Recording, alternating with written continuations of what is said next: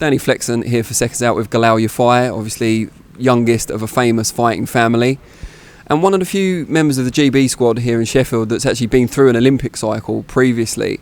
What did you learn from your experience in Rio that's going to help you for Tokyo 2020?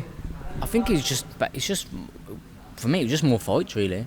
I think a lot of people made a massive thing out the Olympics, and they are massive, but for me it was just a few fights I had to get through to win my medal. Obviously it didn't work out, but I got experience. So hopefully going into these next Olympics and these Worlds, I could take that with me, and I can hopefully come back with them medals. How much of a blow, if at all, was it for you when 49 kilograms got axed to make way for more of women's divisions at the Olympics? Now you had to move up, of course, to 52.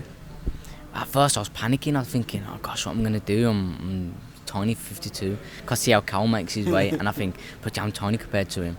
But yeah, I thought I had to adjust with it. It weren't my choice. It was obviously AIBA. They're bringing another women's weight in, which we can't complain really.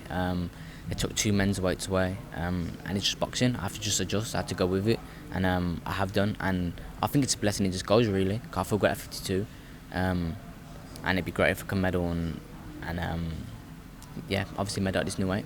How have you had to adjust your training or your diet or both? You know what, I've done not much wrong, or well different. I've done everything really the same. I do a bit more, throw a few more weights around downstairs now. I can eat a lot more, and I can eat the night before the weigh-in when I go to tournaments. So yeah, it's great for me. It's great. Talks about your brothers, of course. You've got Cal, who's a world champion currently, Gamal, who formerly was a Commonwealth champion as well, both doing really well in the pro game. By your age now, they'd both already turned pro. Did you start boxing significantly later than they did?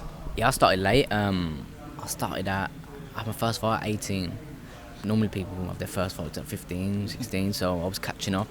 But I think I caught up alright, because at 20, I got on the squad at 22. I was working at that time. Well, 3 years I was working for, and then I got on the squad. I qualified 6 months after I got on, sorry. So yeah, I caught up pretty well. But I could have gone pro after the last Olympics, but I decided I needed more experience. So did you have offers to turn pro after Rio? Because you were what then, 22? No, younger. 23. 23, sorry. Yeah, I was 23. I'd had like 25 fights at the time, so I'm thinking, is it best to turn pro? Is it best to stay on here? I spoke to my brothers. I could have gone pro if I wanted to, but yeah, I chose to stay on, and hopefully it can pay off. Is the plan eventually to still turn pro after Tokyo 2020, for example? Because you'll be, what, 27 then? Yeah, I'll be 27 then. Some people say, oh, it's too old, but I still feel like an 18-year-old, and I'm sure I still look like one as well. But yeah, hopefully I can catch up. And as you can see, the way the pro game is now, it's not long after people are fighting for titles. It's a few years. I don't think I'll get the luxury of what Cal got, but waiting 5 years for a world title opportunity. So if I can just push on now, win the medal at these Worlds and these Olympics, and put me in a good stead when I go pro.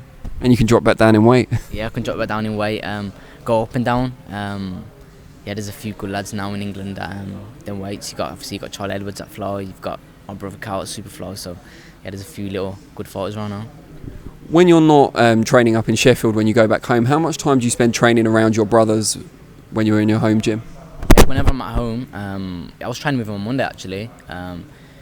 Whenever I'm at home, we train together.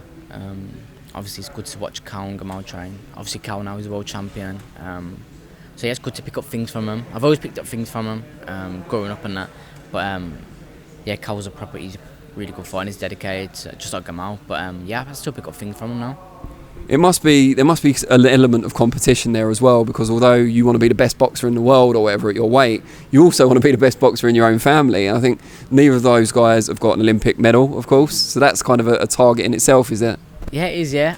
To be fair, there's not much competition in that way. I want an Olympic medal because for me and for the country, But I was saying earlier in one of the interviews earlier, whenever Cal does well, whenever Cal defends his world title, it looks great on me. Whenever I do well, or I win a medal at the European Games or at the Worlds, it looks good on them. So we all kind of, every time one of us do well, it looks well for all of us. So yeah, whenever Cal defends his world title, I'll look great.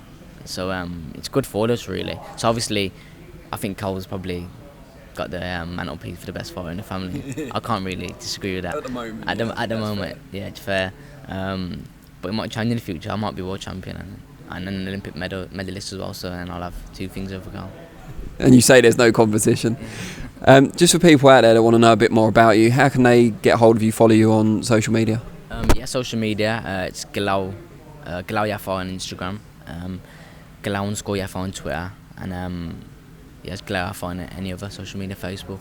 I'm not really that good on Facebook, or even Instagram. I don't really use it that often. But So Twitter then? Twitter, maybe Twitter, yeah. I'm not, you know, to be fair, I'm not the best on all social media, but yeah, Galal Yafai and all. So if they bump into you, they just talk to you, it's probably easier. If they bump into me, I'll have a little chat and that, but yeah, it's alright.